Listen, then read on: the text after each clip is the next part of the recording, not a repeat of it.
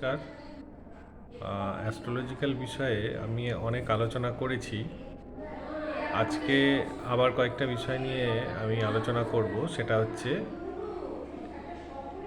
দেখবেন যে অনেকে অনেক সম্পত্তি করে রাখে, জমি জায়গা বলুন বা বাড়ি ঘর বলুন বা ফ্ল্যাট বলুন, বিভিন্ন জিনিস কিনে রাখে।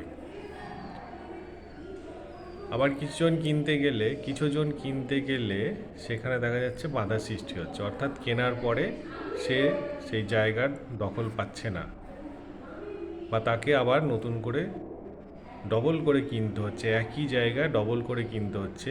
সে কেনা সত্ত্বেও সে পাচ্ছে না, দখল পাচ্ছে না। এগুলো কিন্তু গ্রহের প্রভাব।